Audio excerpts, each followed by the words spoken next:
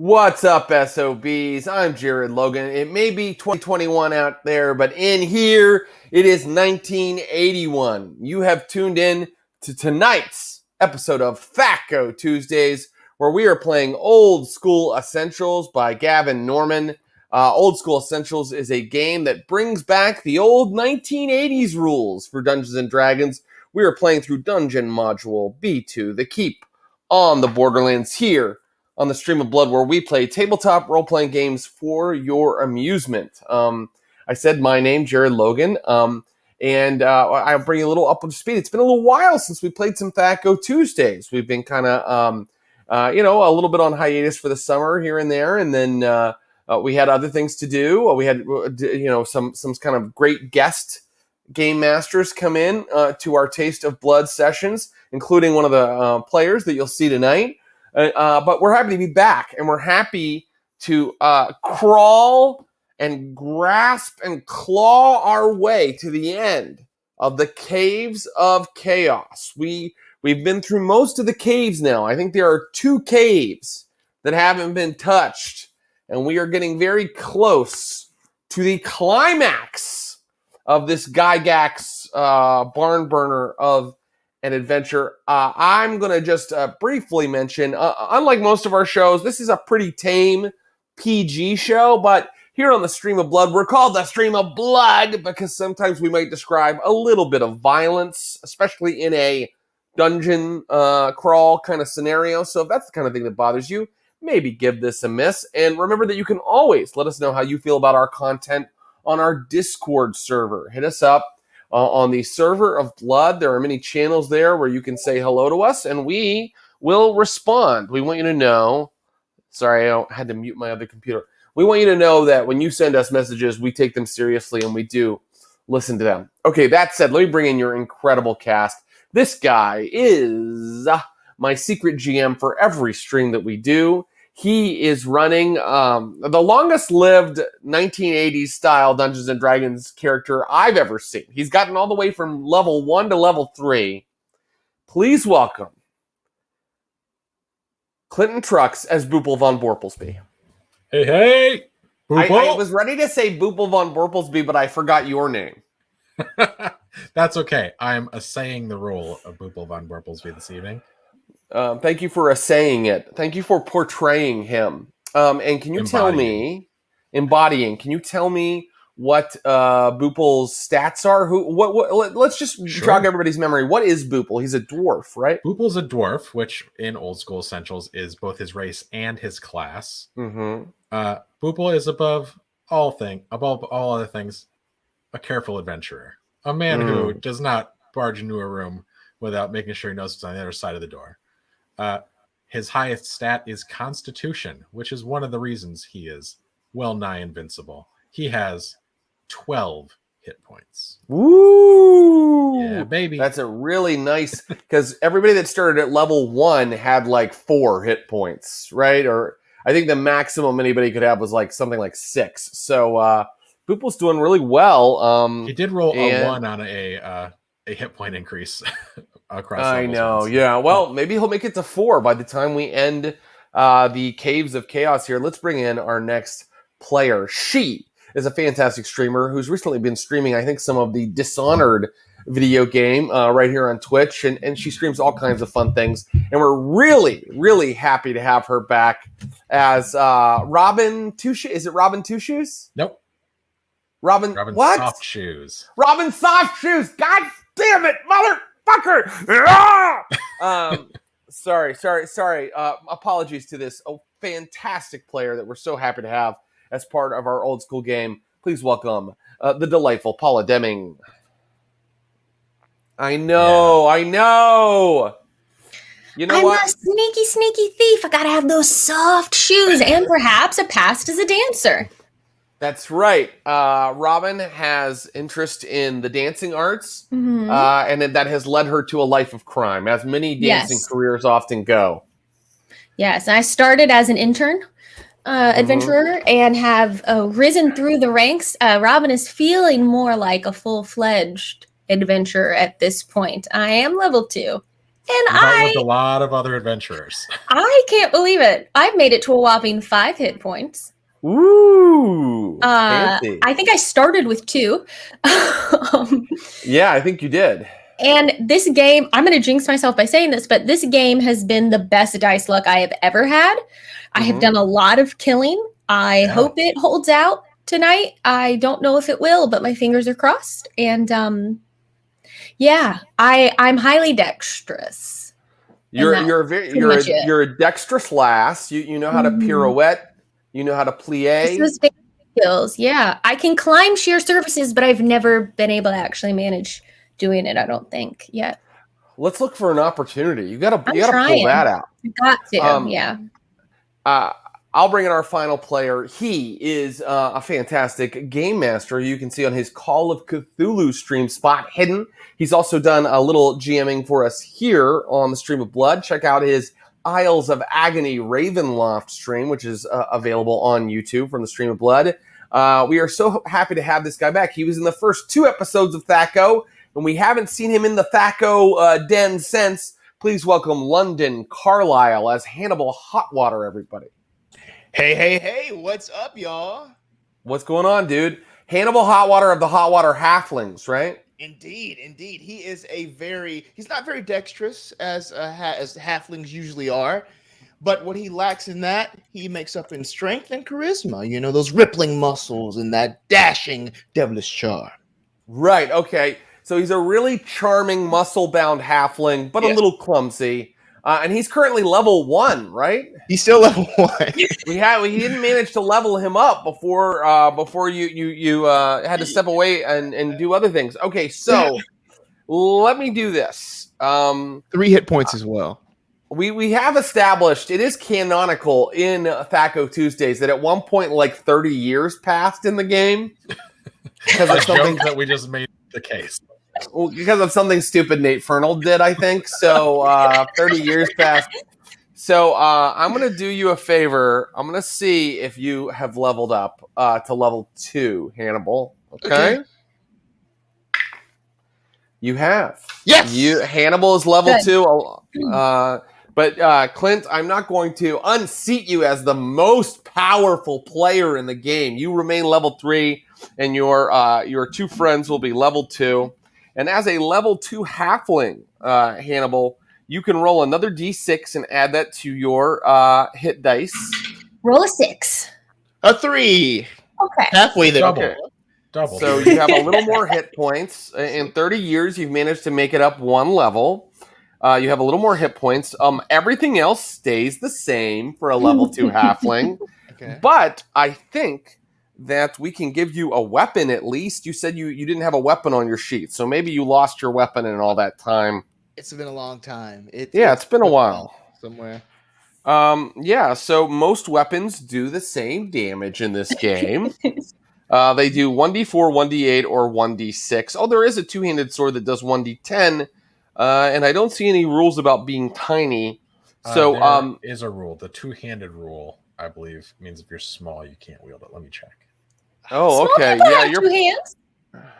That's true. You know what? Two-handed. I'm wrong. I think you can do it. It says requires both hands. The character cannot use a shield. Now, in 5th edition Dungeons and Dragons, another form of Dungeons and Dragons, they might say that a halfling can't have a big badass sword that's 2-handed. But in old school, they didn't go to all that trouble. So I ask you, London Carlisle, what weapon would Hannibal Hotwater like to wield? I'm not even going to make him go search for it. Somewhere in the space of this 30 years, he has picked up the weapon he would like. He did indeed pick up a sword with 2 hands. I'm going to take that. I'm going to try it. I wanted you to not make me have to do this. Page 30. No. Halflings cannot use longbows or 2-handed swords. I'll take a regular sword. Regular sword. What? That's a 1d8 melee weapon, my friend. A 1d8 melee weapon. Thanks, so man. You bring a secret DM into the light, he's going to keep secret DMing. Yeah, I mean, look, luckily Clint knows the rules, or this would be a real mess. All right, so away we go to the far seas, to the fort on the far seas, where all of you have been in the hot sun looking for any kind of morsel of food or spending all of your coin on booze, angrily whiling away the days kicking stones across the square as you prepare for your next expedition into the caves of chaos. But on this particular day, someone you haven't seen in a very, very long time, your good friend or an adventurer you're aware of, Hannibal Hotwater, comes into the unnamed tavern, and Hannibal, during all this time, you figured something out. You have a map, and that map. Because while everybody else was just constantly going on expeditions, Hannibal, I've decided that your character did a little research. It took him 30 years, but he did some research. And he thinks he knows the source of the evil in the caves. The cursed cave. The most dangerous of caves. But if the creatures and evil within were vanquished, the caves would no longer pose a threat to the fort on the far seas. And so Hannibal smack, the map is down in front of everybody. Yes! And you can see, if we look at our little map of the caves. Yes, okay. So this cave, as handsome as ever, drawn by, who did the artistry on that? Oh, the sure and steady hand of one Jared Q. Logan. Oh, that's right. And so that little cave you see all the way to the far left end side, or you might say the western end of this map, that is a cave that Hannibal Hotwater tells you, based on his research, is the source of all the evil that has been plaguing these lands. Now, with that knowledge, you could go into that cave and try to vanquish that evil. Or you could check out the cave that's right, if you keep going around, right down to the south of it. None of the adventurers have been in that cave either. That is a cave that has not yet been explored. And so I will stop talking as your dungeon master and allow you to discuss what your strategy and thoughts are. I'm going to, after Hannibal Hotwater slaps the map down, look him in the eye and spill a beer on the map and then slide it off the table and go, there's one map in this fucking bar, and I point at the table that I've been carving for 30 years. And then I say, rest in peace to the former proprietor. So, yes. I have forgotten. Yes, the proprietor is dead, and a small boy is still working the bar. It is true that Boople von Borplesby has spent years carving a map into the table here in the unnamed tavern. And Hannibal Hotwater, having just brought an accurate map to your friends, you see that Boople's map is wildly inaccurate. Things are wildly out of scale. Boople's in many of the tableaus in bas relief. Now, is this you, or is this one of the monsters, Boople? I mean, I'm just not seeing the scale here. Mine is more accurate, and now there are some stains, but it still works. Well, if you've spent no time traveling, you might not know how to read a map. The figure that is me, standing here, everyone below me is dead. This is me treading over their bodies to and from the caves where I've made my fortune. Am I somewhere in the map? Not yet, but I've held a place for you. You've survived thus far, but there's place for you, Robin Softshoes. If you don't make it back, I promise you will be immortalized. You see her suddenly process the information that to be pictured in the map, you have to have died. And there's a shocking number of people on this map. I think I recognize a few, actually. The little kid that now runs the bar walks up smoking a cigarette and says, Dwarf's got a weird sense of humor. You guys want another round? Well, actually, I was wondering, Mr. Hotwater, it's so nice to meet you. I've heard so much about you. Is it true that you brew a mean cup of tea? I've just heard I've wondered because of your last name. I just thought probably that's what I would like to have. I just really want some tea. You're actually thinking of my brother. You know, the hot water halflings. I'm so sorry. It's a Right. big family. I was more into the gym side of things. I operated the gym and sauna. Oh, I'm so sorry. I didn't mean to offend. No. By confusing. I thought I'll turn to the kid and be like, yeah, just a ale is fine. Just anything. Just yeah.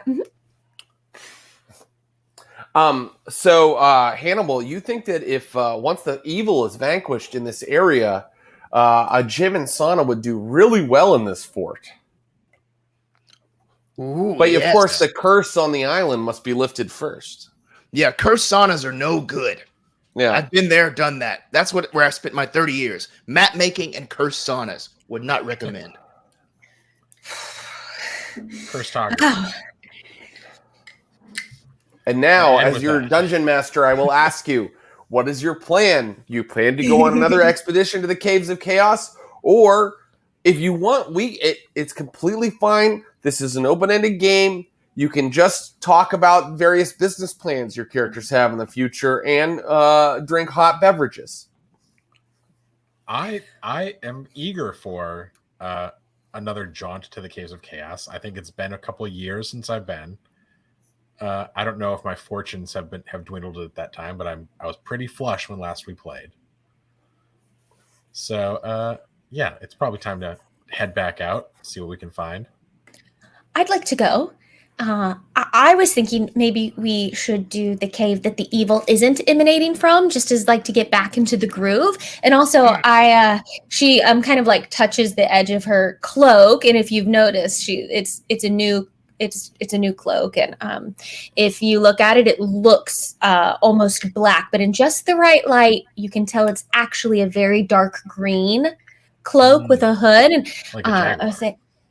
I was like, I've been wanting to try out my new sneaky cloak, so that might be a nice place to put it through its paces, if that's okay with both of you, of course. Sounds good to me. You know, warm-ups are important. Whenever you're doing any heavy lifting, you need to stretch and warm up first. So, perfect. But first, Robin, do you happen to have any 10-foot poles? I've learned they come in handy around those places. I have a pole arm, but I have learned as I went through my internship that that's not the same as a 10-foot pole. Boople motions to the wall where there are a number of 10-foot poles sort of as fallen companions that have been hung up on the more. The 10-foot poles crafted by the great 10-foot pole artist Traven Gorm. We can't take one of those. That's the memorial. All bearing his beautiful calligraphy signature carved in bas relief, as Boople would say. I guess I walk over and I take a pole off the wall and go, "It's time, old girl. We're heading back out there." Okay. Right. Yeah, some kind of song about like being back, like pardon the sexist nature of the song, but something like "The Boys Are Back in Town" starts playing very loudly. Yeah. And, we're not going to get shut down on Twitch by singing it, but maybe "Here I Go Again on My Own" maybe is a more, "Here I go," but you're not on your own. Anyway, you guys, and then you guys walk out of the tavern in slow motion like the Reservoir Dogs. There's another 30-plus year reference I can throw in. You walk out in slow motion, looking really cool. And you know what? I'm the DM. Everyone has sunglasses. I've given you a new item, sunglasses. I'm writing it down. I think that it was sort of like, you know how sometimes they do giveaways at taverns? Sure. Like they're branded. They have Jameson on exactly. them, yeah. So they all have. So by the way, the little kid who's taken over the tavern is a way better business person and has hooked up all kinds of sponsor kind of tie-ins. And so, the name of the ale is sort of branded on one end of these sunglasses, but you all have sunglasses now. Thank you, London, for cosplaying. And so you head out across, and can we show the countryside if we may, Mr. Clinton Trucks? We may. We have the countryside that leads from the fort on the far seas over to the Caves of Chaos. So you see where the keep is, and you head down the hill into the green and verdant land of the Isle of the Sword. And on your right is the great river and the marshes to the south. And on your left is the great vast forest where at one point various adventurers encountered unicorns and huge tigers and a hermit with a wildcat, and where our friend Robin Softshoes found a broom of flying in a cave of the unknown. But as you travel, I am required by rules to roll for a wandering encounter. I hope we see the unicorn. We don't talk of the unicorn. There's a unicorn? Yeah, and I've been wanting to see it, but every time we go out, we haven't seen it yet. But we did see some like scary gnome people or something once. Well. Wow. Okay. Yeah, there was an encounter. Oh gosh, that's fun. Yeah. Well, traditionally speaking, there's a 30% chance that any random encounter is the unicorn in this game. So maybe. It's Come on, unicorn. Totally possible. But also 30% of the time when it arrives, it caves in the head of someone in the party. Ooh, so dead. At least I get a drawing this time if that happens to me. Yeah. All right, let's see what you encounter, everybody. You encounter... Okay, so as you are traveling along the dirt road toward the Caves of Chaos, you see a mule quietly chewing on the grass at the side of the road. Where's the horn? Does it have a horn? No, I don't see a horn. Get behind. A mule? No problem. A mule. And, now I have to elaborate on why there's a mule there. And so I will say that it is saddled, but you don't see anybody nearby. Are there signs on the ground? Are there like footprints around it or anything that looks like someone like rode it there, stopped, got off, or walked it there, and or if it got here on its own? Yeah. So you're gonna go close and investigate? Yeah. Just only as close as I need to be able to see if maybe there's signs of a person having been at some point with this mule. I'm gonna knock an arrow to cover Robin as she goes closer to this. And I'm gonna be stealthy as I do it. I pull my hood up, my cloak. Pull your hood up. You're going stealthy. Boople is knocking an arrow. Hannibal, anything you'd like to do? Yeah, I'm just gonna have the sword at the ready. Just have it out just in case. Looking around as well. All right. Do you have a move silently skill or something like that, Robin Softshoes? Yes, I do. Is it a 1 in 6 currently? It's a 20%. A 20%. So roll a D100, and if you get a 20 or lower, you have moved without anybody being able to hear you or see you. Okay, that fell on the floor. Oh, nope, that's a 50. Okay, well, that doesn't mean necessarily that you have been sighted and will be attacked. It just means the one on the floor is a 20. Oh, well, I'll tell you what. That doesn't count. It rolled on the floor. Okay, very good. You do you. You're the DM, but I rolled it. Robin Softshoes, you are shocked to see that there's only one set of footprints, and they belong to the mule. But these saddlebags are full. There's a canteen. There's food. There's things like that. All hanging. There's like a pack with like a bedroll and everything, all on top of this mule. Are we near tall grass or tree lines where someone might be able to catch us unawares? You are near tall grass. You're almost always near tall grass when you get to the edge of the road where this guy is eating grass. And this is on the side of the road that leads to, the water, the river to the south. Can I take a look at like where the tracks came from, like the path that the mule had made, sort of immediately? Can I kind of follow that back a little ways? Yeah, you absolutely can. And when you do that, it looks like that they've come right along the path that you've come from the keep, the fort on the far seas to this spot. Anybody who would like to may try to roll a d20 and roll under their wisdom. Let's do it. Let's do it. Nope. Rolling. Boople has a wisdom of 6. I have a wisdom of 13 and I didn't do it, so. Rolled a 15.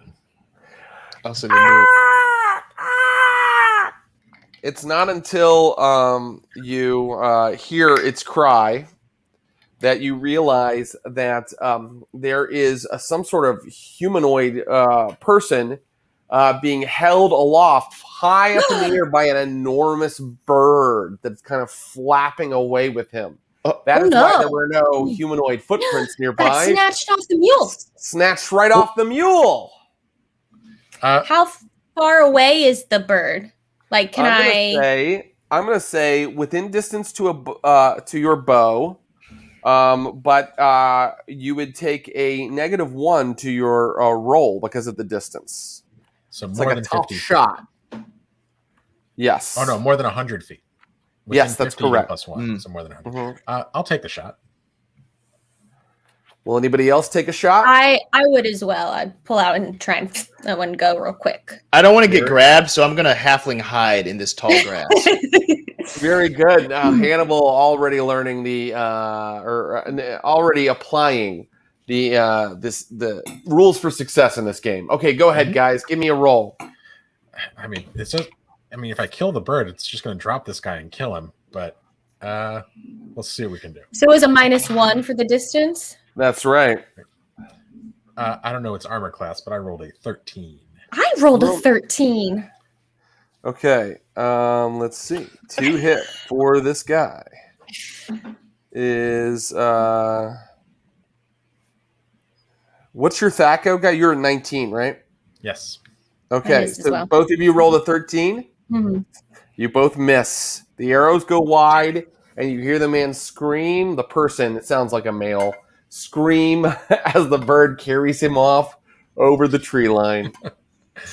Well, should we see what was in his bags? Sure, free mule. Yeah, we'll take it. Good. Let's roll on a treasure table for you. See what he had. You're kind of guilty. We tried, though. Well, you should feel guilty. You have a flying broom. You could have chased him. What was I gonna do? Not from a distance. Would you like I could to have try? flown after him. Look, I mean, you do not have. This is clearly a side quest. You do not have to pursue him, Robin Softshoes. But if you wish, you can, and you are allowed, according to the rules, to take one passenger with you when you fly on your broom. Ooh. I got my flying shades on. I'll go, I'll pull my broom off my back. Okay, wait, you're right. I should go after him. I'll pull my broom off her and go, one of you come with me. Boople puts his hand on his shoulder and goes, it's too late for him now. No. Free mule. But okay, Mr. Von Borplesby. You're the boss. Put my broom back on my back.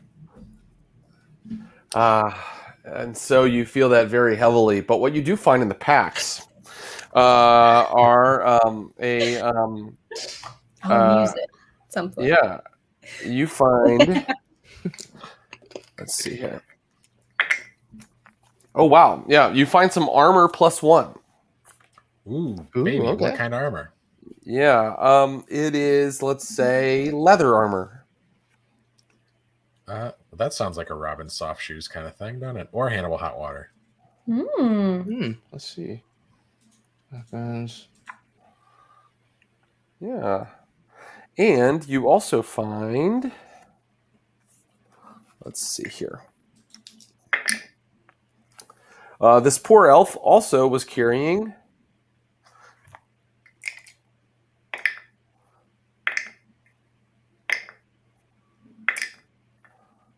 18 pieces of jewelry. This was some sort of jewelry seller. And it is of a beautiful elven make. Ooh. Will you give us its value in experience points? That is what's important, isn't it? Exchange rate. Yeah, I'm gonna call it. I'm gonna say each one is worth. Let's see here. 20 gold. Okay.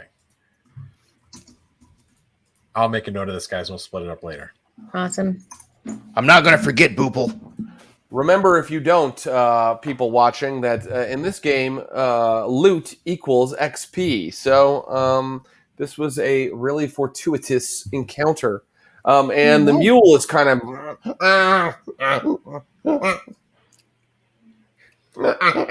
I always portray animals in all of my games. We've done a number of mule slash what does a mule sound like? Hey, There you go.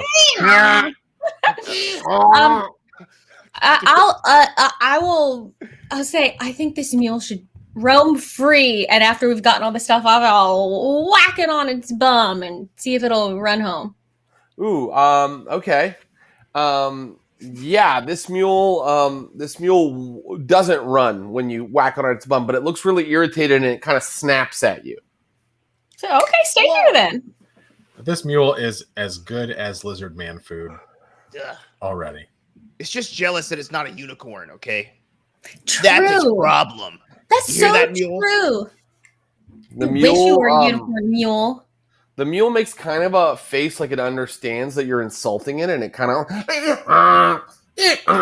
back at you, and it sounds like it's cursing, but in mule. Yeah, jealousy has always been the weakness of its breed. So true.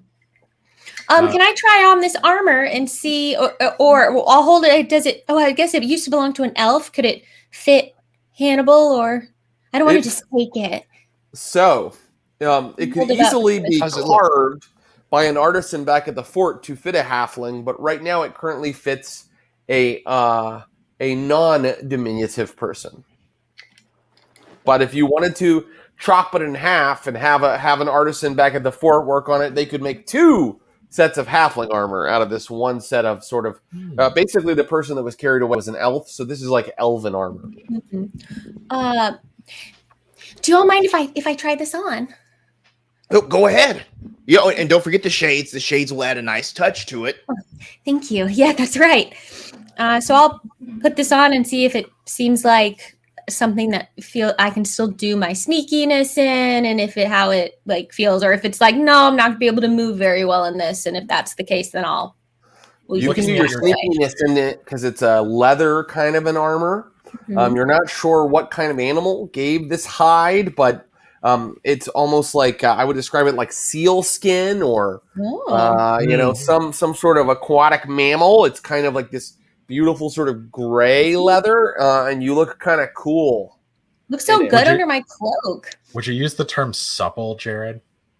I wouldn't, because no one wants to hear me say that word, or you, but I would say that it is sleek, and it looks like it will move well and quietly. Soft to the touch. That means your AC goes up, friend. Down. Down. So I was gonna say, does my armor my number get higher or lower? So it gets lower. Yep. What is your number currently? 4. Yep. You were wearing leather armor before, so it just goes down 1. Ooh. Nicely done. Oh, that reminds me. So I don't have my AC here either, but I believe I was wearing chainmail. Yes, that makes sense. And that would mean that I'll tell you your number in just a second, but you all should head on to the caves. There's only about an hour and 25 minutes left in the stream. Oh no! Okay, let's go. All right. I heard God the sun's speaking. going down. We didn't ask to run into a mule, Jared. Hey man, I'm playing by the rules. I rolled a mule I rolled a random encounter, and then I rolled a mule. Your AC is 5 in chainmail, Hannibal. Gotcha. Cool. Right. Well, let's go. Soon, as the day wears on into the late afternoon, because it takes about a day's travel to get to the fort on the far seas, I am forced as you arrive it takes about a day's travel to get to the Caves of Chaos, rather. And once you arrive, I am always forced to read the text from inside of the module. The flavor text, yes. The forest you have been passing through has been getting more dense, tangled, and gloomier than before. The thick, twisted tree trunks Unnaturally misshapen limbs, writhing roots, clutching and grasping thorns and briars all seem to warn and ward you off, but you have forced and hacked your way through regardless. Now the strange growth has suddenly ended. You have stepped out of the thicket into a ravine-like area.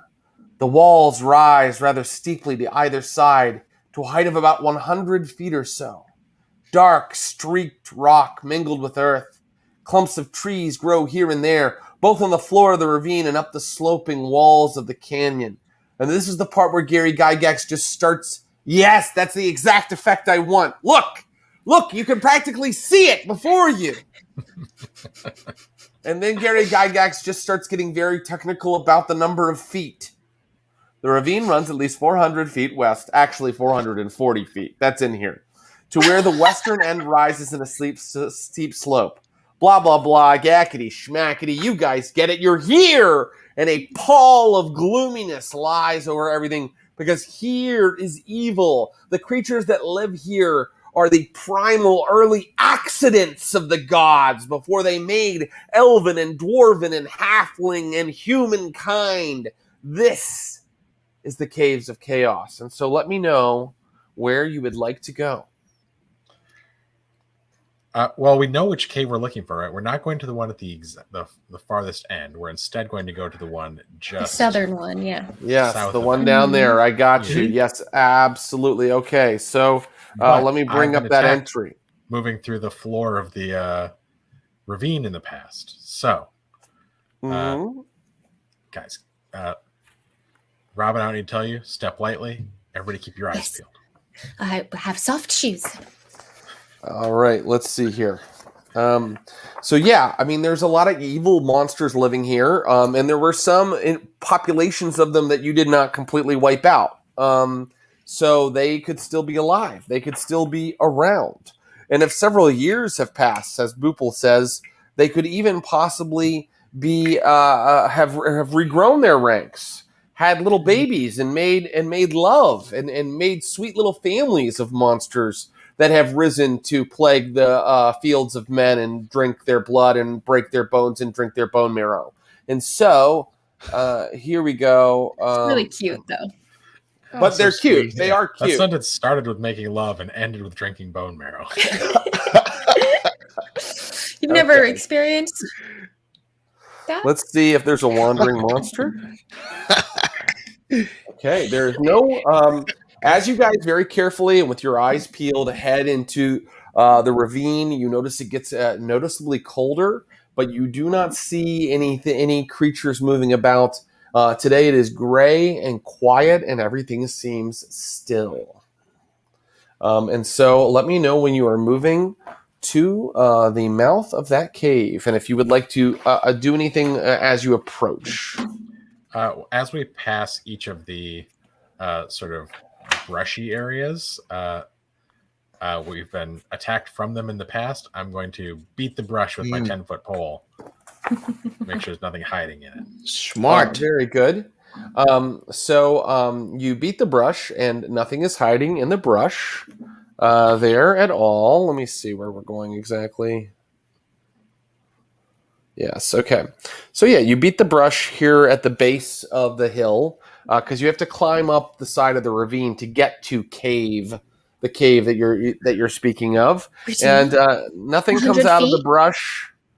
It's not sheer, but if you want to show off your climbing, you know what? There's a small sheer part, Robin Softshoes. Would you like to climb sheer walls? Yeah. How convenient. Just hold on a second. I think I saw something. Just right up there. Just hold on a second. Okay. Okay. Take your time. What is your chance to climb sheer walls? 87%. Oh, that's really good. Go ahead and roll a D100 and see if you can roll 87 or less.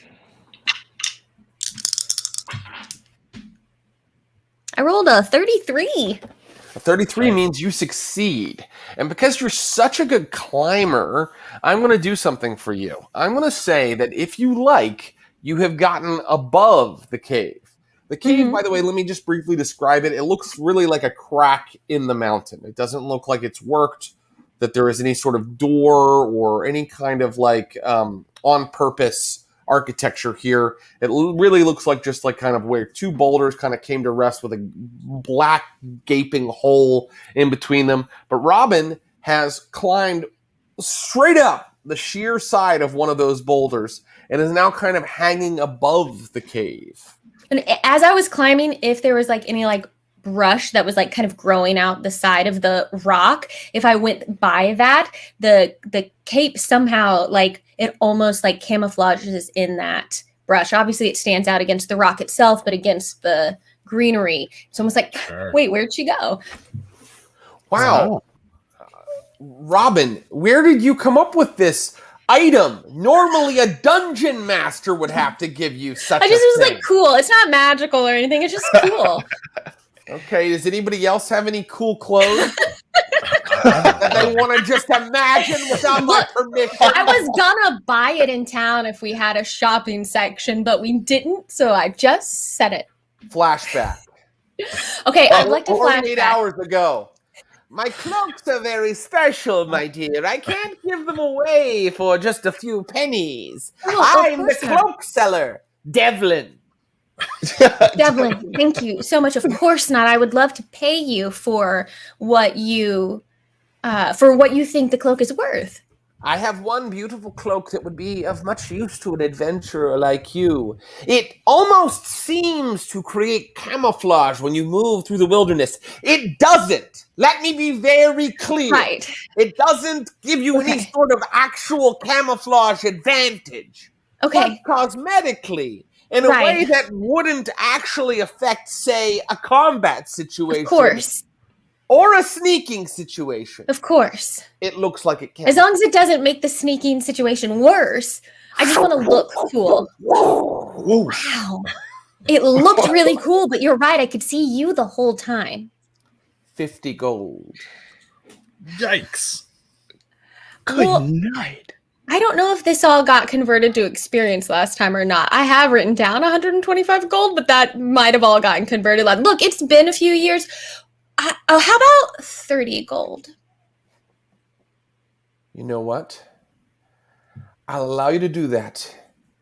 How about... If you'll sit for me and allow me to paint you in this cloak for my catalog. Okay. Put it on. I just throw it over what I'm already wearing, and I just now look like you're having fun.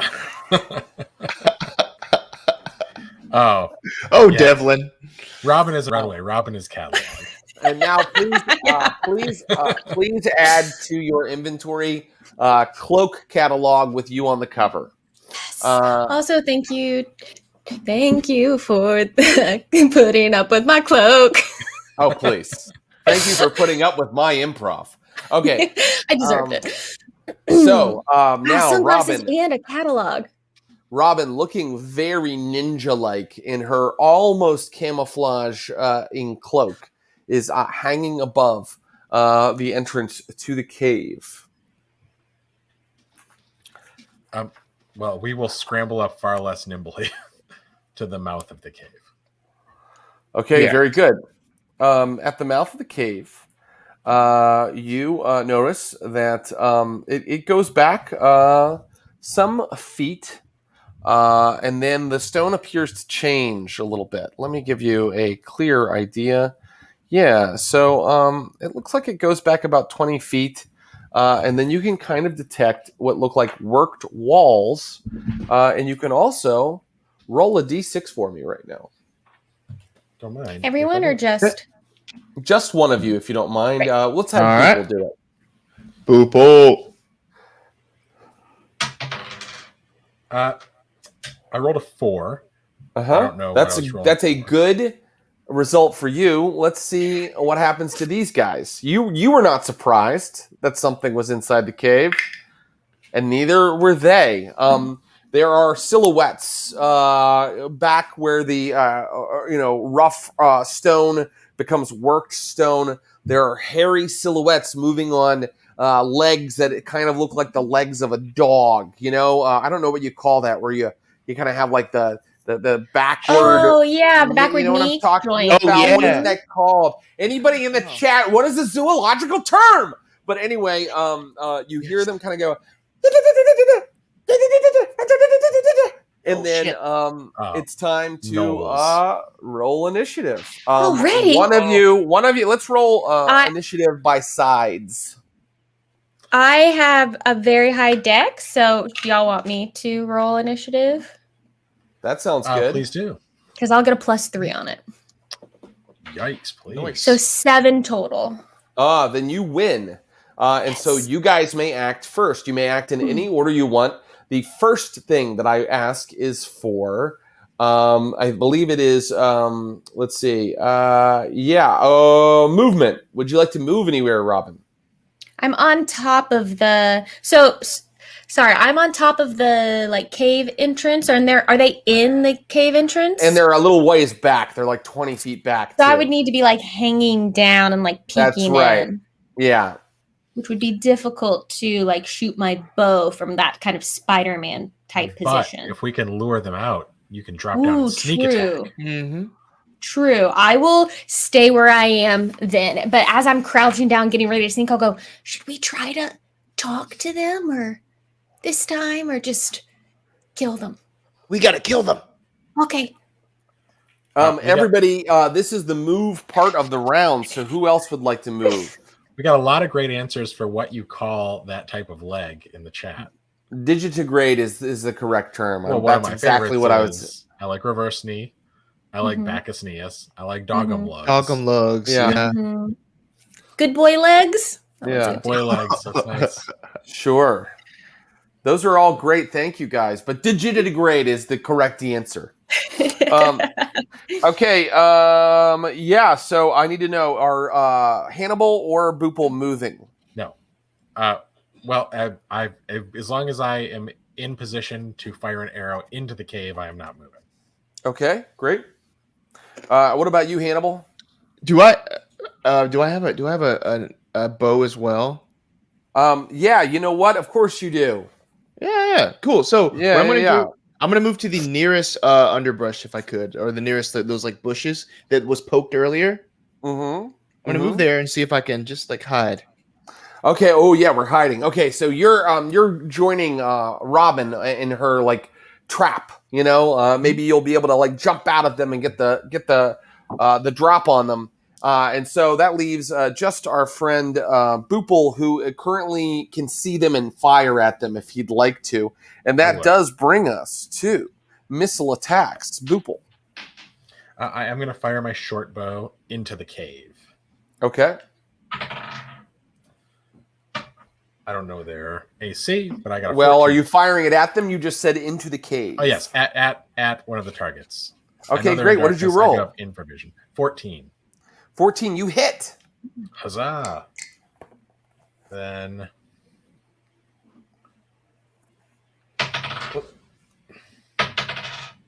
Five, and I get a +1, so 6. Ooh. It makes a sound, a squeal of pain, and kind of takes a knee, that one. And now, would anybody like to cast a spell or make a melee attack? It sounded like no. And if not, it moves to these strange and mysterious antagonists. Mm-hmm. No? Then we move to our antagonists. And the two in the front, by the way, the one that you hit does not appear to have completely fallen dead or unconscious. Concerning. Boople. 6 hit points. It is concerning. It is concerning. 6 hit points is a lot. It arms a bow. So does the one right beside it. Oh wait, first movement.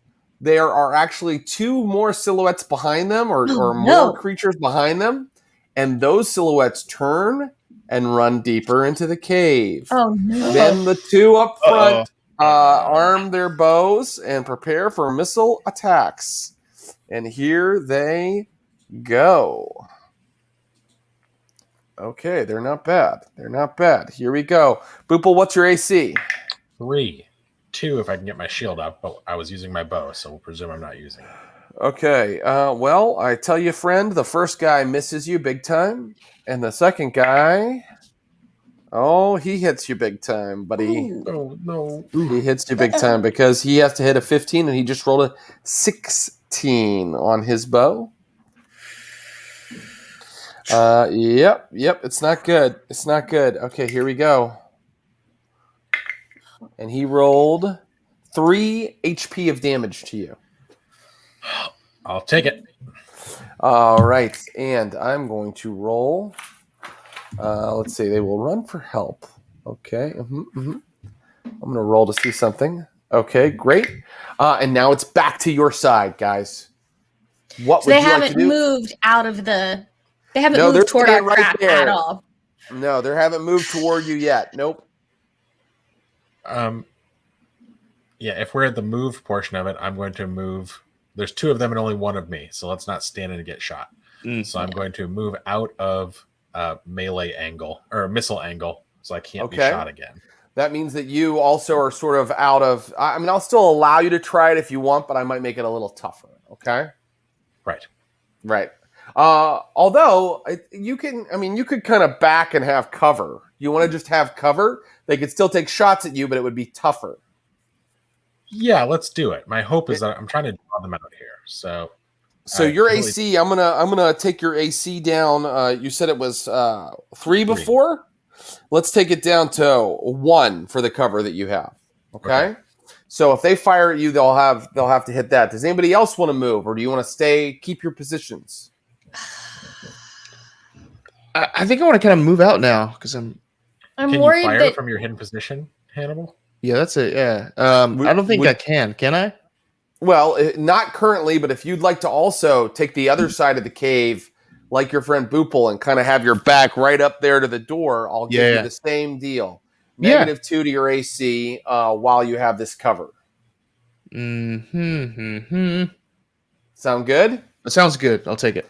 All right, Hannibal moves up and has his back, and you guys are like cops in an old cop show, and even Robin is hanging off the top. And Robin, if Robin wants to even like stick a head down, I'll allow that and I'll give her some cover, or she could play it safe. Play it safe. I'll wait 1 more round before I get crazy and see if they'll come out. Now, can you hold actions in this version of the game? No, not really. Okay. Not really. So I will wait.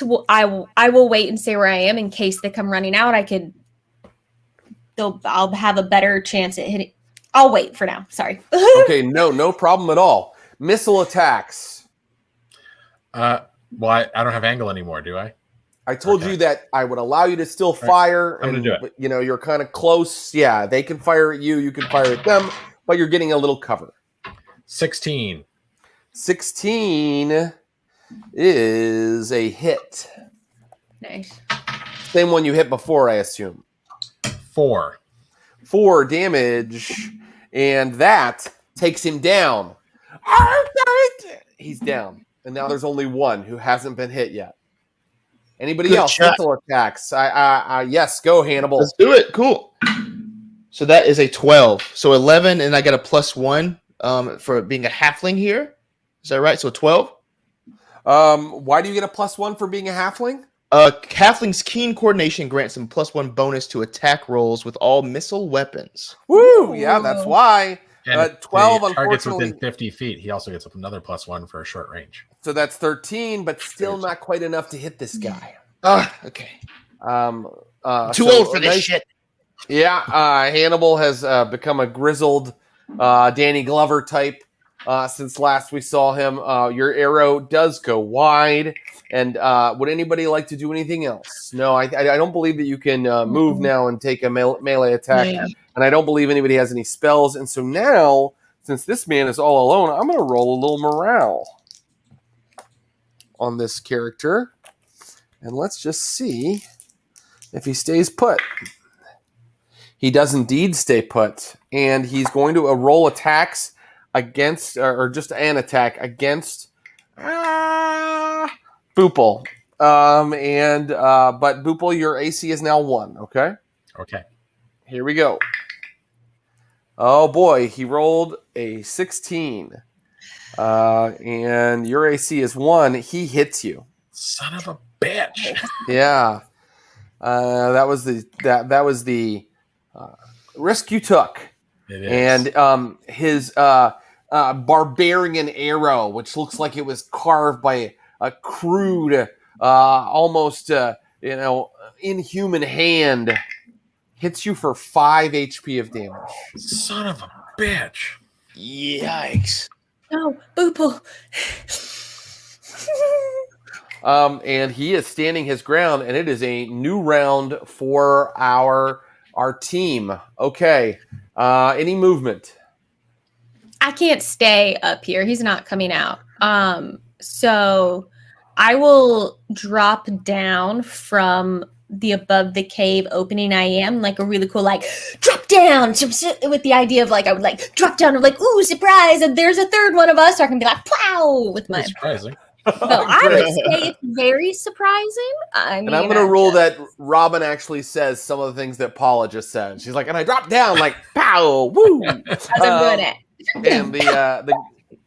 And you drop down, and you get for a second a little band of light falls on the thing's face, and it has the slavering jaws and matted hair and ears of a hyena, and its vest and armor are studded with bones. As it growls. Yeah, it's no kind of pretty thing, Robin. Nicely done. Anybody else want to move, or do you want to keep your kind of half cover situation, Hannibal and Boople? Well, I'm going to put the bow away and draw my shield so I can get the armor class bonus.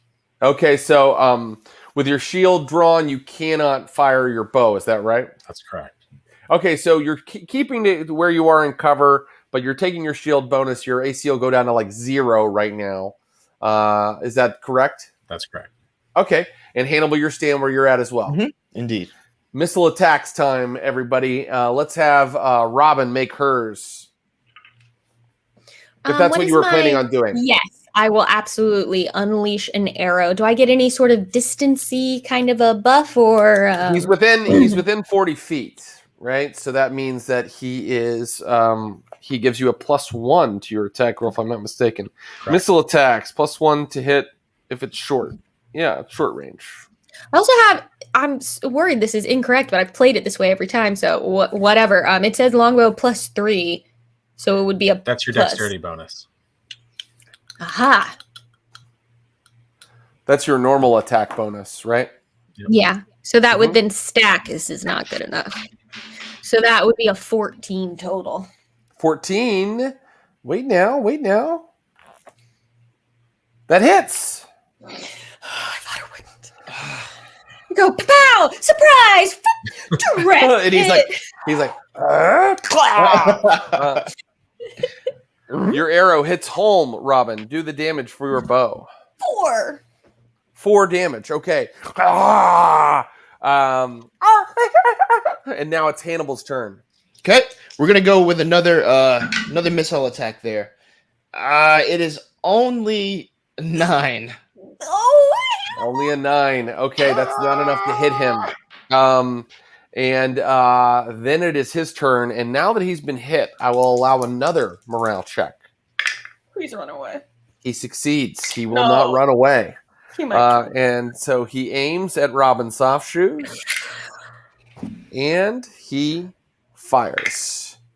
And there we go. I've been rolling well tonight, but that time I only rolled a 5. And so his arrow does not connect. And now our heroes may move again. Boople charges him. Great. Boople, you charge, and you are now within melee range of him. Yep. Anybody else moving? I'm also going to go get into melee range. Oh, okay, great. Hannibal runs to melee range, and now missile attacks. Yeah, I will shoot again with my bow. Go for it. Oh, yeah. Okay, that's a 21. No, 21 22. A 21 is a big time hit. You can go ahead and do your damage. 4 again. 4 again, but altogether enough to drop him to 1 HP. And usually when a monster is at 1 HP, I have it kind of really take a knee and be kind of bleeding out. So that is what the creature is currently doing. And the other two of you are within melee range if you'd like to make a melee attack. Actually, make it at like advantage. Make it at, I'm sorry, I'm using a 5e term. Make it at like +5 because this guy is literally like laying it on one knee with his head like exposed, his neck exposed. Sure. Yikes. Hannibal and I, we should do a coordinated coup de grace. Okay. I rolled a nat 1 already, so I'm not quite sure how Hannibal is going to help with that. You rolled a 1, Hannibal? Yes. Okay. I'll tell you what happens with that in a second. Well, I rolled a 14, but I get a +1 to melee attacks, and then a +5, so it's a modified 20. A dirty 20, as they say. Okay, so here's what happens. Hannibal's sword comes down on the gnoll's neck, but the gnoll has like a spiked collar, like with like bone studs, like I described, and Hannibal's sword hits that instead of the gnoll's fleshy, furry neck, and his sword breaks on it. So Hannibal, you now have like the broken end of a sword. And that's when Boople finishes him off. And that is when you hear a chorus of yipping coming from the tunnel behind this gnoll, clearly a gnoll, that you have just slain. Well, we've slain a gnoll. 2 even. I'd call that a successful day of adventuring. I'm going back to the keep.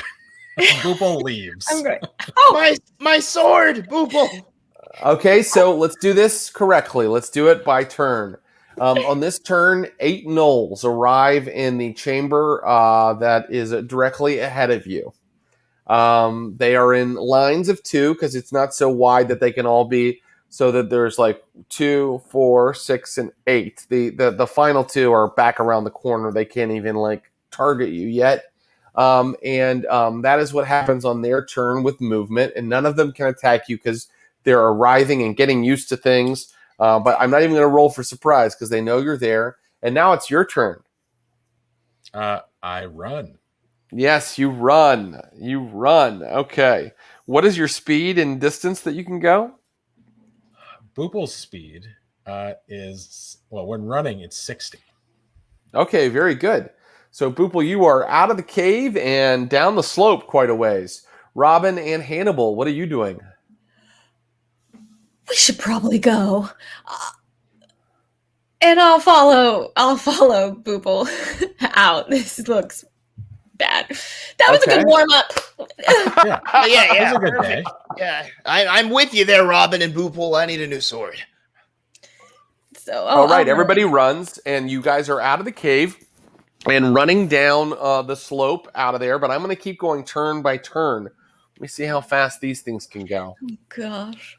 When it's their turn to run again, these things can run. Okay.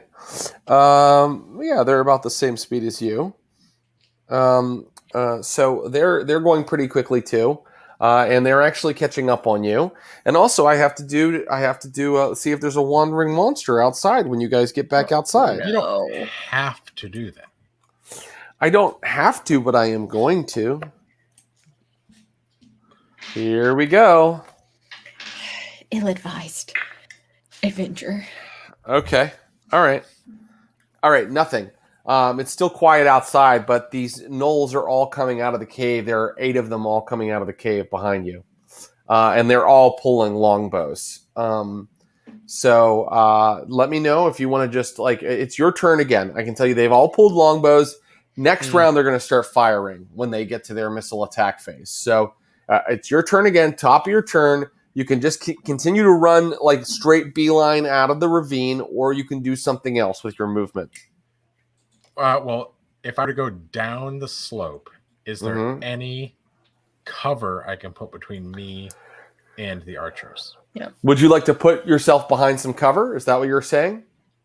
Well, yes. If there's any on my slope down, certainly, there's brush that we discussed earlier. Would you like to fall into some brush? Certainly, but I'm still moving correct? Like I'm not just hiding in a bush. I understand. So you'd like to be running, but also put cover between you and the creatures. Right. I'm looking That's ahead harder. of me for landscape I can use to my advantage. That's a bit harder to get things between you on the run.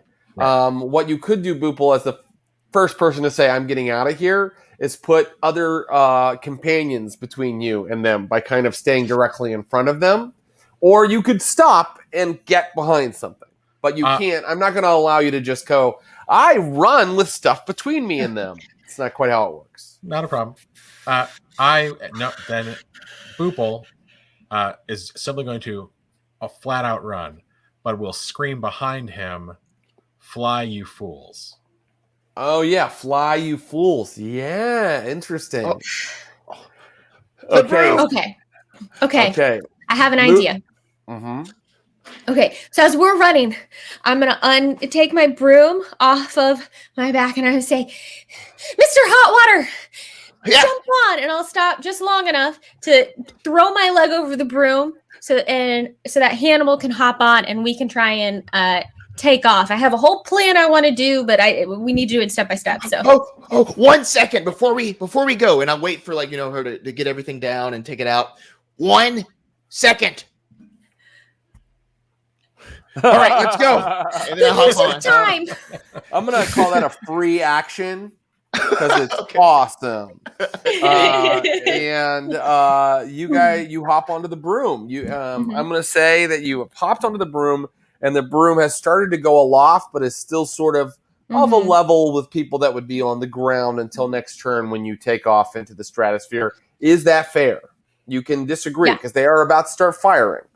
Just let me know if you feel. it takes time for these things to happen, so I feel like it is. I'm being realistic. Okay, thank you. All right, good. So then that means that it's important to be as realistic as we can be in. It's incredible. Dungeons and Dragons. Yeah, it really is. And above all else. As this spammer said, PJ Salt won over and over. Okay, so same. Who spends their time doing that? Okay. So here we go. You have gotten onto your broom of flying. Hannibal has. Boople has run. Fly, you fools! But the 8 gnolls all pull their bows and start firing. I'm not going to give them advantage because I'm not going to give them like their +1 because I think they're probably. I'm going to say the first 4 are within regular range of you guys, and then the other 2 are within long range of you guys. So they get a -1. I'm going to roll to see if... Actually, I would like you guys to roll to see if you have randomly gotten some cover. I know that actually you were trying to get cover, Boople, so what I'll allow you to do is roll your wisdom. Try to roll under your wisdom right now. Oh, that's not a good roll. While I roll the wisdom, can I ask a question as Clint, as Boople? While running, rather than wear my shield on my arm, can I wear my shield on my back? Sure. Thank you. Oh, natural 20. Hey, natural 20. Wisdom roll? You were trying to roll under your wisdom. So you have found no cover. Let's see. And then I'm going to just roll for Hannibal and that was the dirtiest. Robin because they weren't trying to find cover. Dirtiest 20. Broom squad. Okay. What is your wisdom, Robin? 13. Robin, you did find some cover. When you got your broom out, you kind of ducked down behind some bushes. So I'm going to give you a little bit of cover for that. And that is going to give you a little bonus to your AC. I'm going to call it a take 3 off of your AC. Okay? Ooh. All right. Now these guys start firing. 8 shots, guys. Only 2 are at -1. Oh, brother. Yeah, this isn't looking good for our heroes, everybody. Here we go. But I get to count my shield, right? You do get to count your shield. First attack against Boople is... Oh, God, Boople, already. Oh, no. 17. No. Yeah, that's a hit. No, that's a hit. No. I can't be here when Boople dies. 5 damage, Boople. Dead. Oh, That was it. And now I was gonna try and come back for you with the broom. the I wish gnolls. I'd had that potion. I would have gotten small. The gnolls bark. The gnolls bark a yeeping, meeping cry of victory as Boople falls into the brush. Here's a nice thing I'm doing. 3 more fire at Boople's dead body. That is very nice. Natch 20, that one. 16, another hit. Boople's body is now a pincushion lying on the floor of the ravine. These gnolls are no fucking joke. 3 gnoll arrows sticking out of it. The gnolls that have hit his dead body are leaping up and down, meeping with joy and glee. And now 4 more are going to shoot at our heroes. 2 fire at Robin's Softshoes. 1 fires and rolls a 19. Robin? That will hit because my armor class is a 0 right now, so a 19 will hit 19 me. hits and 2 damage, Robin. Okay. And now the next one that fires is going to get a -1 because he's one of the long distance gnolls. And rolls an 8. Not good enough. And now 1 fires at Hannibal and rolls a 4. That's not good enough. And the next one rolls at Hannibal with a -1 and rolls an 18, so a 17 altogether. I told you you had -3 to your AC. What's your current AC, Hannibal? so it was 5 normally. So -3 is 2, so a 16 would hit, and he got a 17. He hit you. Yeah. And all right. so How much damage? 6 damage. Perfect. That's all I have. Oh no. Robin, No. you feel Hannibal go limp behind you on the broom. Robin, what do you do? That's so sad. It's your turn, Robin. It's the movement phase. I'm looking for a tree. I'm sticking with my plan at the moment because I don't know how bad it is.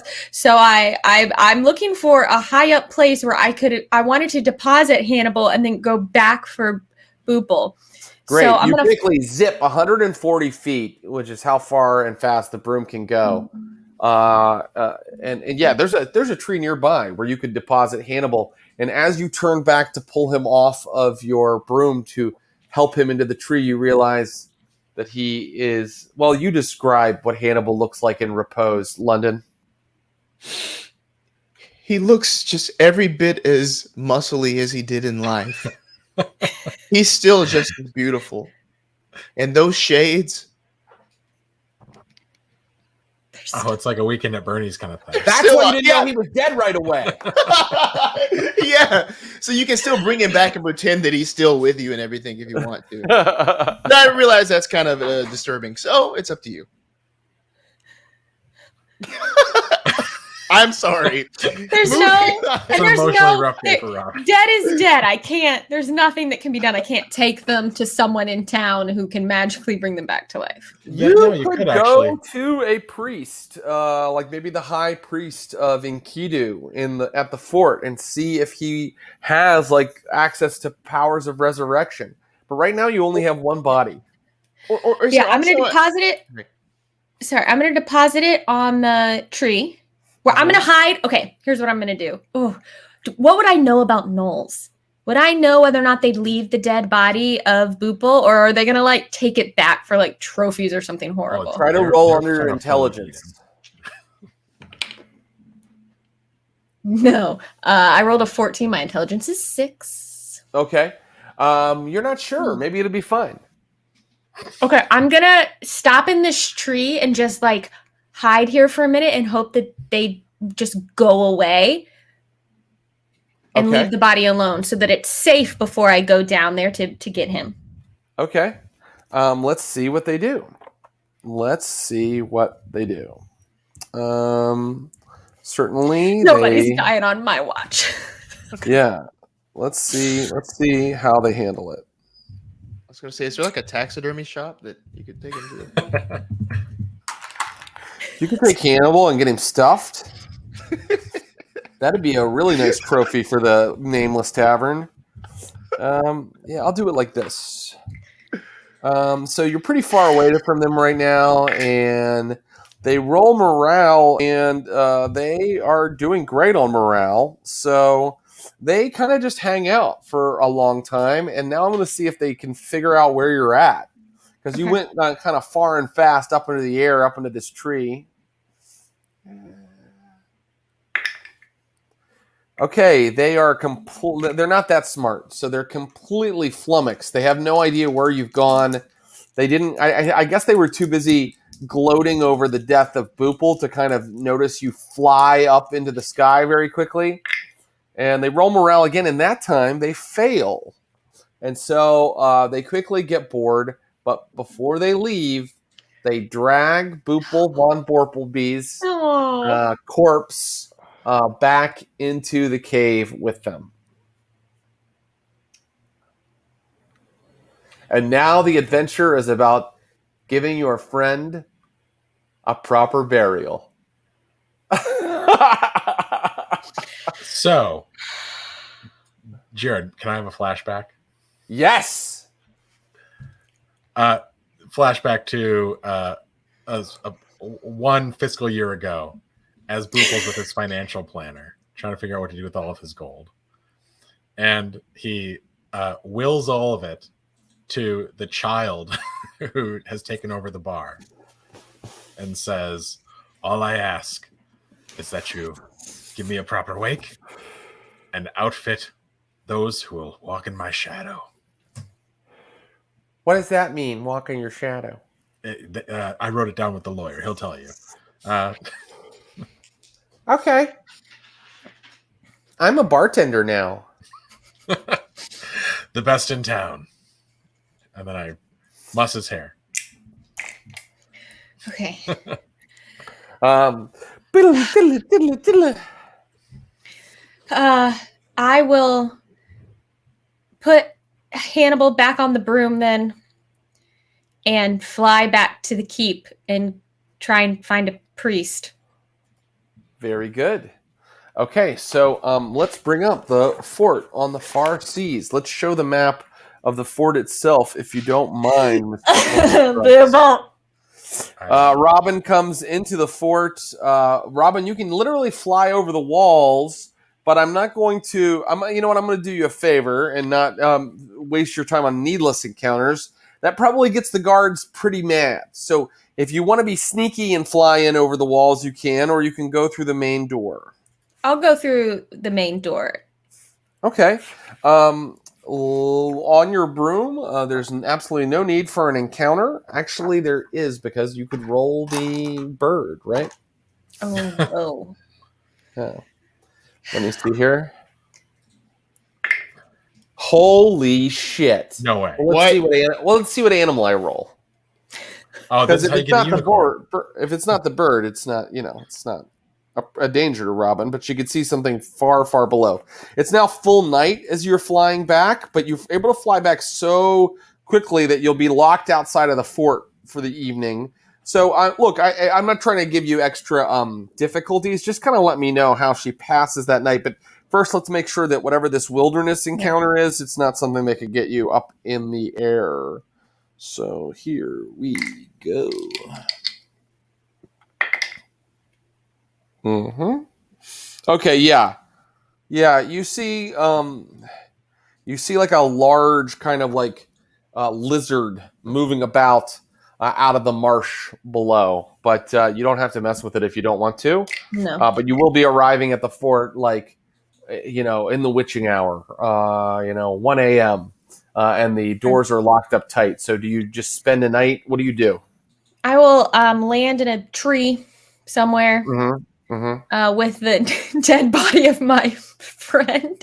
Yeah, and so here's what happens. Soon the twittering of birds greet the first lights of dawn over the horizon, and you hear the enormous wooden doors of the keep creaking open as the watchmen shout, "The fort on the four seas welcomes all visitors."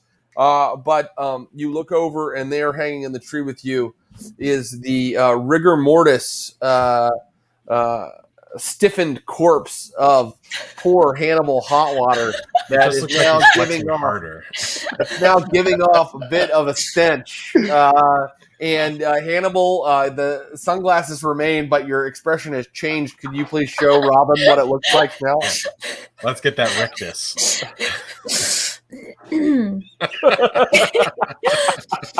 Would I know how long a body needs to be dead? Fresh? How fresh does a body need to be for a priest to bring it back?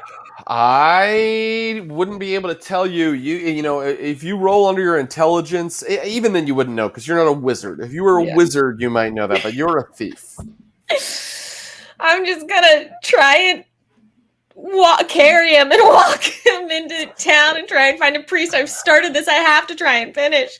Oh, the guards see you. The guards see you sobbing, and they see the state that Hannibal is in, and they all make the sign of Enkidu. They took him. They dragged him. Oh. They dragged him into the cave. I can't close my eyes without seeing it. Help! I need to bring this one back.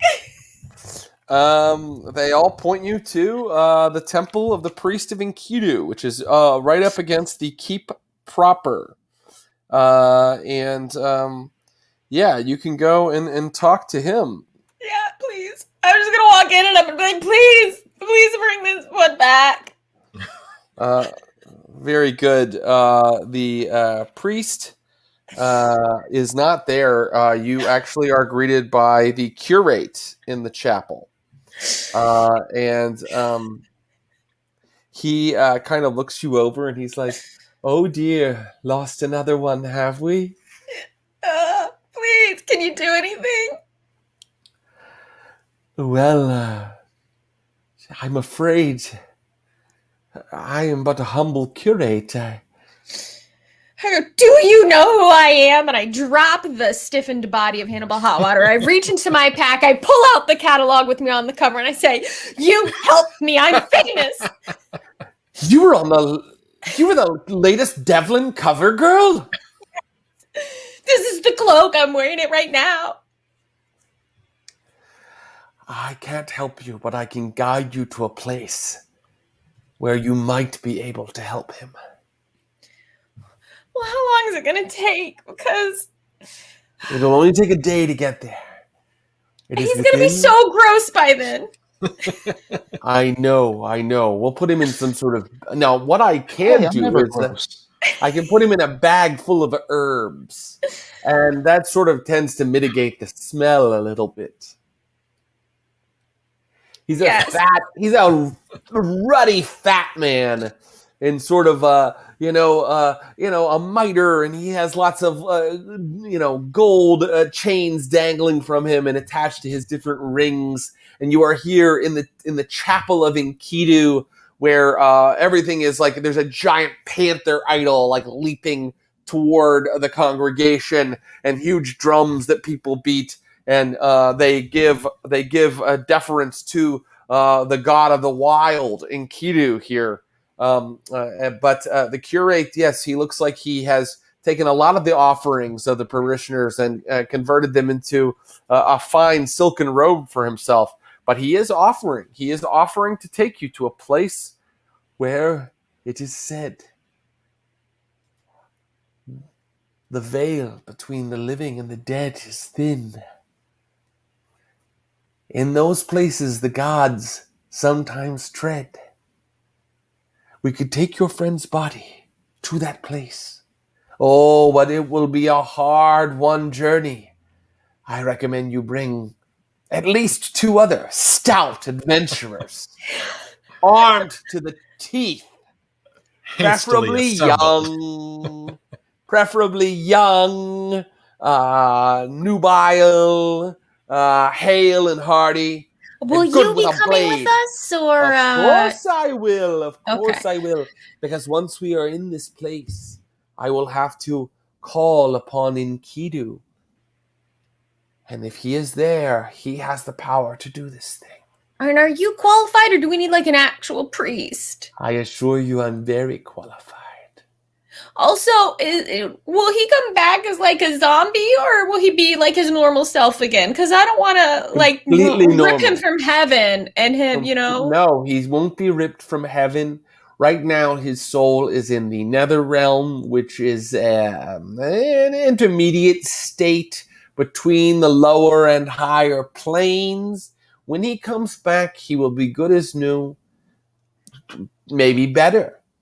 Okay. Am I derailing everything? I want to do this. If you are, I'm helping you do it. That's fair enough. You're not telling me not. You're not giving me any hints that it won't work.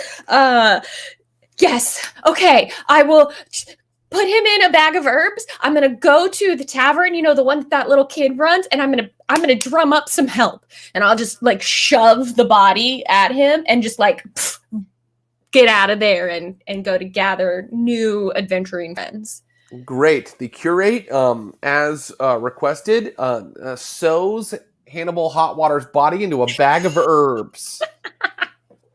And now we must create 2 new characters. Is there? I have been rolling up stats. I'm quickly putting in the private chat here. Here is the first set of stats, which you can use for your character. I found an OSR BX random generator. Even better. Great. So you will play the stats you have rolled, Clinton Trucks. Right. And our friend London will use the random stats BX generator. And if you guys would like to roll to see your class, you can do that. Okay. Yeah. Is that fair, or would you like to just choose one? Since I murdered you, I will allow you to just choose it if you'd prefer. I would love it to be random. Okay, great. So that means I'd like a D6 roll. Okay.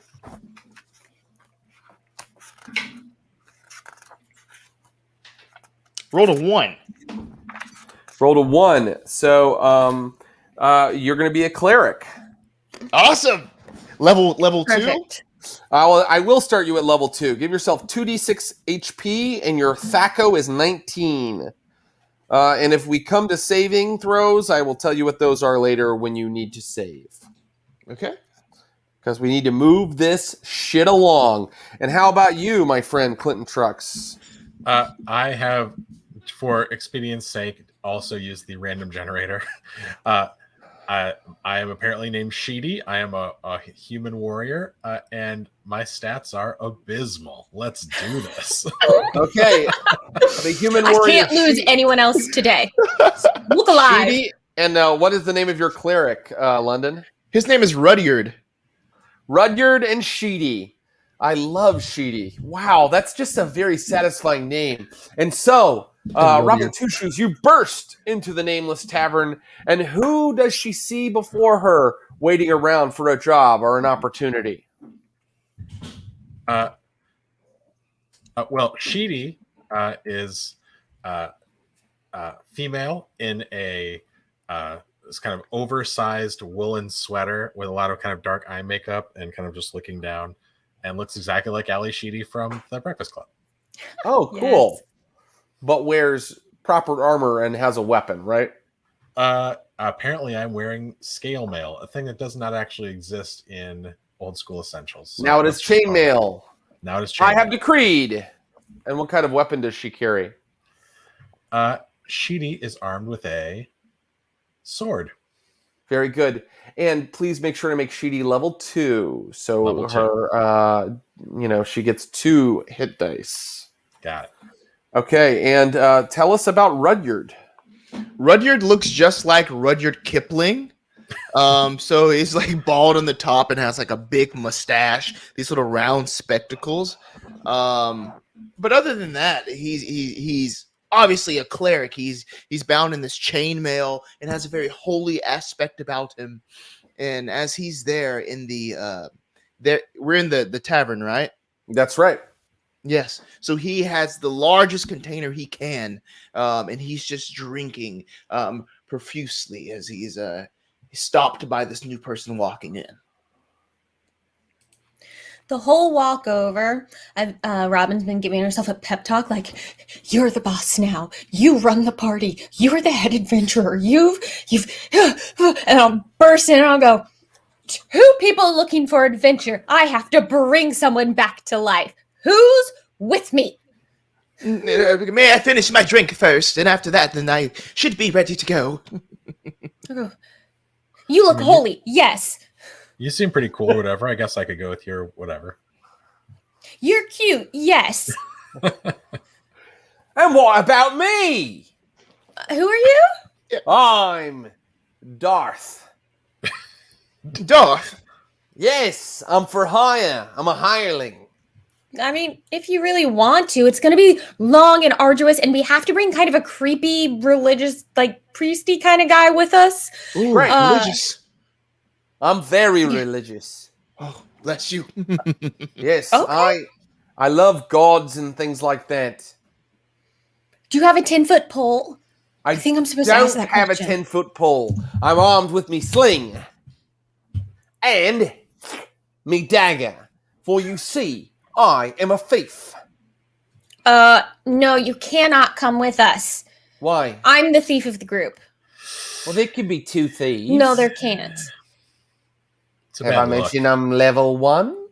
You can't come. You're just gonna die. Stay here. Okay, go home. I run over. I grab him by the face. Go home before you die like everyone else in this place. I was you once, and I'm not anymore. And I slap him across the face and I go, Ow! "You too, with me." Softshoes, hard heart. It's over. Good luck, This has Softshoes. been You're a my hero. Okay. thank you. So, you head out into the fort, and waiting for you outside the nameless tavern is the curate, and he has a bag slung over his back. I go, "This is who we're trying to bring back to life. It's in the bag. He's in the bag." Oh, it's in the bag. Well, technically, it isn't it right now. But it was a he. It will be a he again because we're going to be successful because I let one friend die and I won't let the second. Absolutely, by the will of Enkidu. Her. Well, Yeah. shall we Bless start walking? Let's go. Yes. And he leads the way right out of the fort, down the dirt road, down back the path you've trod many times now, and right into a random encounter? Question mark? Ooh. Let's find out. Okay. Nope, no encounter today, everybody. As you move along, you are unimpeded by beasts or humanoids of any sort, and eventually you make it to the Caves of Chaos. We're back here. I'll Clint? turn and look at. The forest you have been passing through has been getting more Nope. dense, Nope. tangled. Nope. Just a single frame. As we've been Clint. walking around, it's getting more dense and tangled and gloomy. The thick, twisted tree trunks, unnaturally misshapen limbs, writhe. Sorry, I'm laughing. I can't finish. Bring everybody back. All right, you're here, and you were here just almost 24 hours ago. Poor Robin Softshoes, and a thick fog covers the ground now. And you look up the hill, and there you can see the black, chasm in the side of the rock where your poor friends met their fate. But you can see that the curate is leading you toward the cave that Hannibal Hotwater told you was the final cave, the source of the curse. Excuse me. I was told that where you're going is the source of a curse. I thought we were going to a holy place. It is a holy place to those that worship evil and chaos. Evil and chaos. I'm not quite sure that that's us. Do you wish to bring your friend back from the nether realm? It is only within the walls of this aperture. that the line between the living and the dead is thin. I'll look she at steps yeah. behind the priest and then looks at Robin's Softshoes and points to the priest like,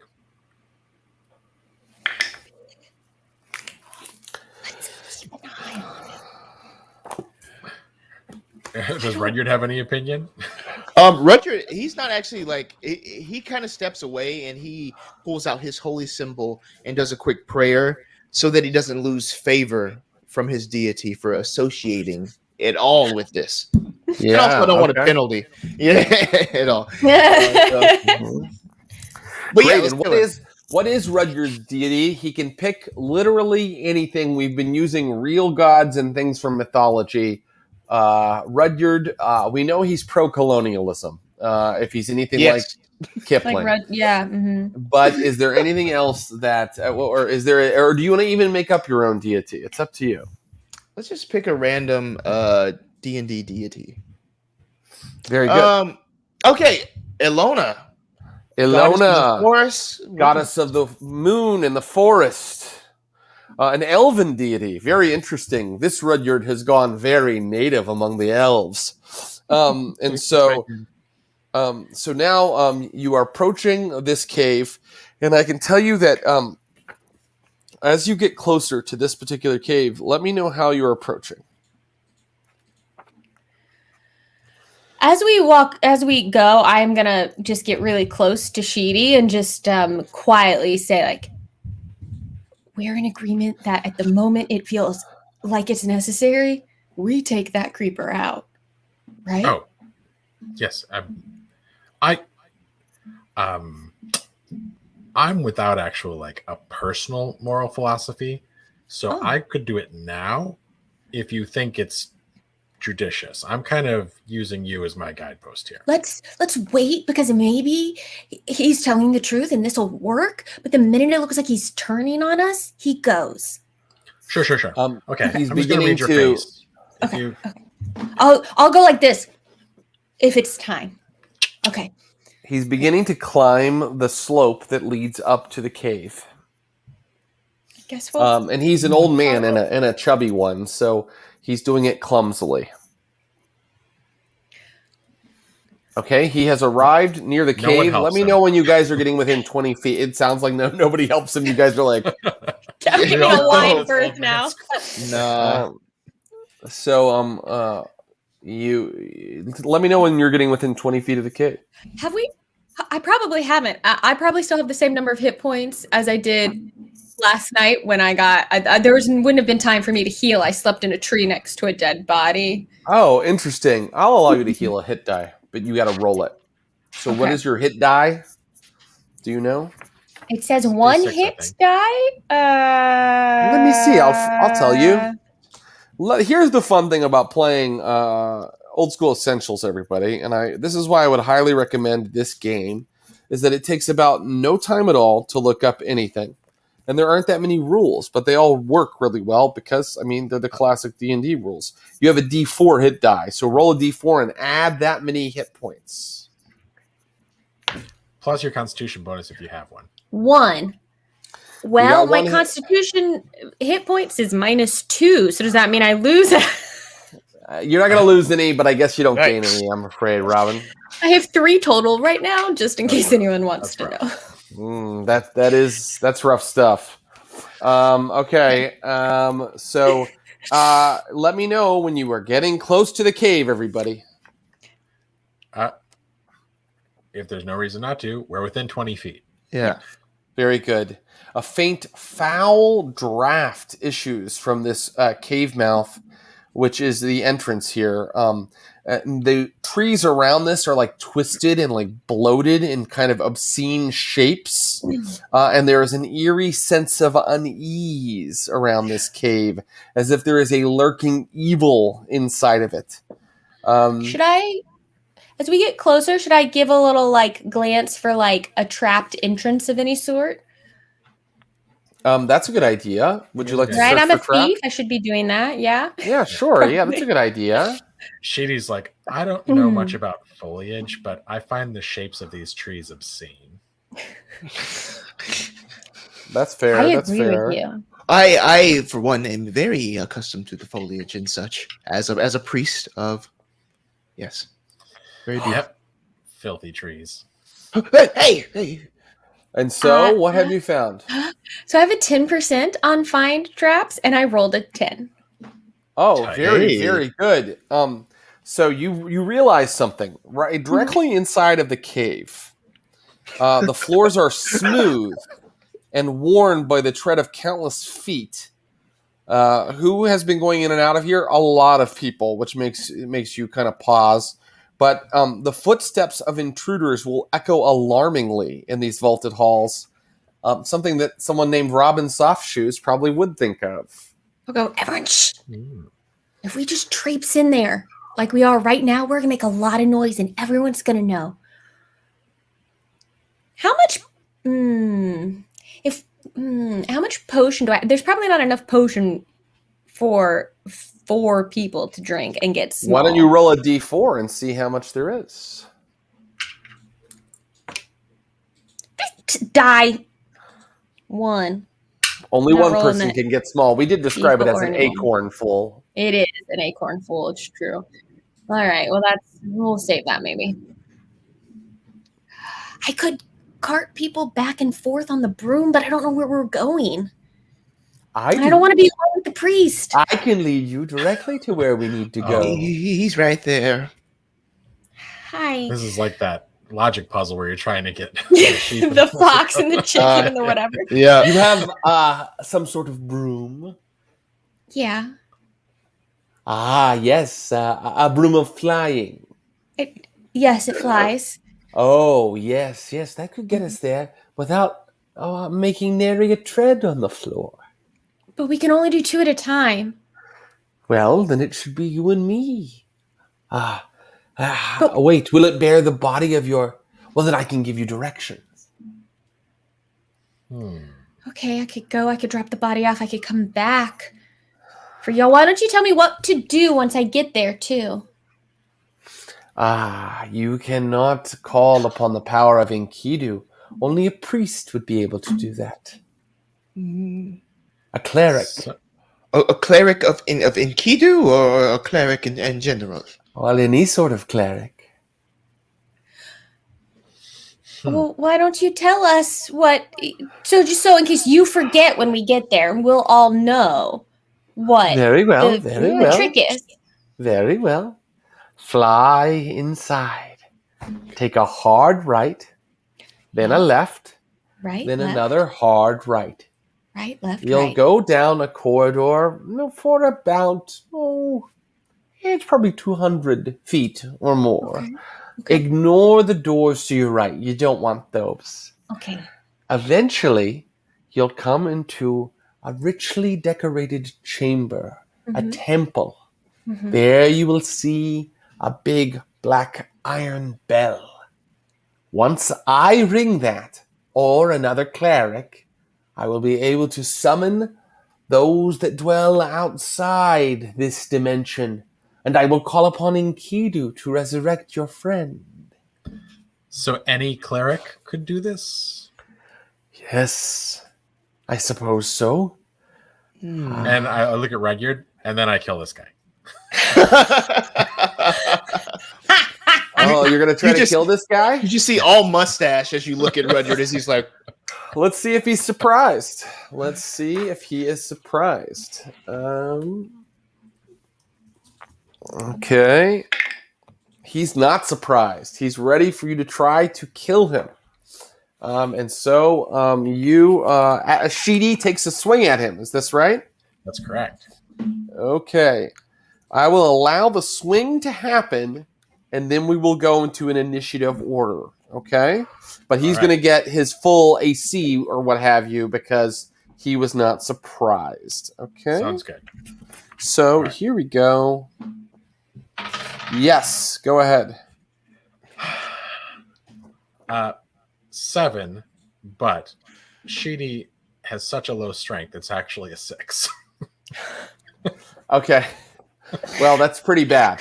Pretty bad. So, Pretty bad. Sheedy, I can tell you that you just kind of hook his richly silk robes, and you kind of yank at them, and pulling them off, you see that he's decked out in full plate mail underneath.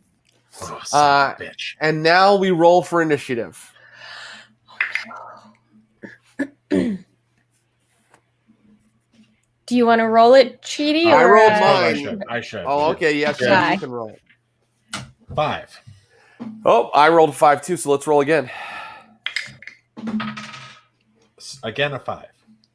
You guys go first. So movement, then missile. Movement, then missile, yeah. Sheedy's not moving. He'll do a free action and go, "Why are you doing this? I'm trying to help you resurrect your friend." I'll stay put where I am. Anybody else moving? You're all in melee range of this guy. Oh, Yeah. close second. Yeah. No moving. Mm-mm. Okay. Nobody's moving, and now it is time for missile attacks. Not missiling. Okay. Spells, and now melee attacks. Sheedy raises her sword high and says, "Too many clerics, not enough brooms," and then try and kill him. Okay, go for it. 16. 16. Ooh, nicely done. Let me see. Nope, doesn't hit him. Wow. He's got that plate mail. I mean, it hits him, but it bounces off of his plate mail. Yeah, Boople had plate mail too. Yeah, poor Boople. All right, who else is taking a melee jab at this guy? Rudyard would like to with his mace. Okay, very good. Go for it, Rudyard. Nat 20, baby. There it is. Yeah. Rudyard, do your damage and double it. Cool. 1 doubled is 2. Oh no! You just did 2 It damage. is amazing. It looked super cool though when you did it. The holy Okay. bonk. Okay, so here's I do want to remind you, Rudyard, that you do have a first and second level spell for your cleric, and we should mark those down. So let me roll a d8 for you and tell you, or no, you roll a d8 twice, and I'll tell you what your spells are. Okay. Because that could matter. Yeah. Okay. 6 and 7. You have Purify Food and Water and Snake Charm. Okay. Wow, Good. okay, yeah, Snake Charm. Interesting. What is that spell? Huh. Well, let's take a look. I'm just going to let you know what that is. I think Purify Food and Water is pretty straightforward. Mm-hmm. Snake Charm. Well, I'm going to let you guys look that up while I run the game, but it's there somewhere, Okay. Clinton Trucks, if you could find it. You got it. Second level, Snake Charm. That's what it says. Okay, so that's everybody, right? Everybody's taking their melee attack, and you've done 2 damage against him. Renders 1 or more snakes non-hostile. Only snakes. That's very, These are very really helpful. interesting. Okay, so you're gonna really laugh at what's about to happen. Okay, Okay. it's now the curate's turn, right? Mm-hmm. And the first thing he does is he's going to move away from you all loudly, his feet echoing along the tiles as he runs into the room. Then he takes his staff that he was holding and he throws it at you. And as he throws it, let's see who he chooses to throw it at. Who does he choose to throw it at? Oh, it's going to turn into a 1, snake. 2, 3. He chooses to throw it directly at Rudyard. And as he tosses it, it turns into a snake. This is in the module. Incredible. And let's see if he even hits, first of all. What? He gets a natch 20. So the snake is like, and it wraps around Rudyard. And let's see, it does damage. It does 2 damage to you, Rudyard. Okay. And now you are you're coiled around. You are held helpless until the curate recalls the staff. And that is what his action has been. And I'm going to say that he's a full move away from you now. So, guys, he's about 30 feet into the cave now. Does he still have the body with him, or did it get like set down at some point outside the cave? Yeah, he's dragging the body with him too. He's making a lot of noise. Is there anything worth doing? Okay, your turn, guys. Movement. Oh gosh. Yeah, Sheedy will pursue. Great. Sheedy moves to melee range of the curate. How Robin? much noise does it sound like all of this movement is making? Lots. Like a lot? Lots. That was the trap of this particular hall. Well, we're in it now, I guess. I'll stay where I am and I'll knock an arrow, so I can just knock an arrow in my bow. Okay. And how about you, Rudyard? Oh, you can't move because you're I can't. surrounded by this snake. Mhm. So here we go. Now we go to first it's missile attacks, then spells, if I'm not mistaken. Yep. So I got a spell. I think it's so crazy that you That's rolled pretty the funny. spell Snake Charm, and that's this guy's one little shtick he does. And you've been role playing this character as James Earl Jones from the Conan movie. Okay, so here we go. Missile attacks. Robin Softshoes, go for it. Yeah, I'll unleash an arrow. Mm-hmm. That's cocked. Oh no. I'm really traumatized from everything that's been happening, and now I feel like my whole way of saving my friend is falling apart, and the trap is being set off, and it's really loud, and I rolled a 1. Oh no. Okay, I'm gonna say, Robin Softshoes, forgive me, but I did this to Hannibal, and I'm doing it to you. Your bow snaps. You can take time to repair it, but your bow is no longer an option immediately. You'd have to take an action or two to repair it. Okay. And now it is our friend. Oh, it's anybody who would like to cast a spell's turn. Okay. And in what way does Rudyard charm snakes? Well, yeah, it's pretty simple. It starts off with just like a twitch of the mustache, but then it works its way up into a like a air kiss. And suddenly his mustache goes poof and like pops out like really big, and the snake just hisses and drops off of him onto the ground and sort of purrs as it kind of nuzzles his feet and starts to slither away. Nice work, Rudyard. And now it is melee attack time. Oh yeah, and for I pulled up the thing for the spell. It says that will last for 1d4 plus 1 rounds. I rolled a 1, so 2 rounds. The snake is non-hostile. Okay, great. Thank you. Yes, that's perfect. Okay, and yes, Sheedy, Miss Sheedy, would you like to make your melee attack? I would. And a 17, but when I said 16 before, it should have been 15 because I should get a -1 to all of these. My 17 is a 16. We know a 16 doesn't hit him. So 16 does not hit him.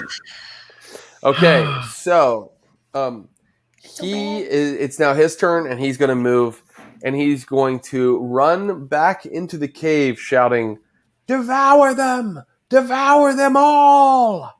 And that is when 8 zombies start to peel away from the walls. Oh no! And lope toward you, drooling pea soup green drool from their mouths.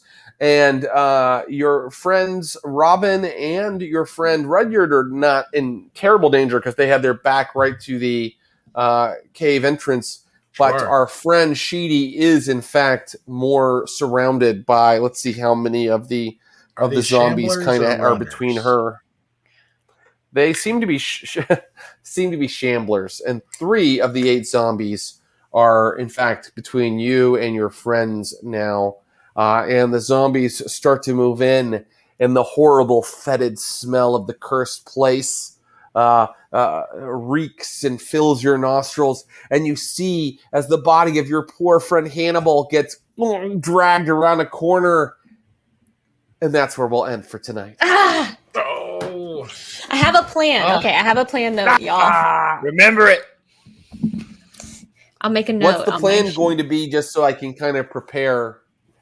Yeah, we have more plans. Oh, than you're not hit going to tell me? points. It involves the potion. You need a plan.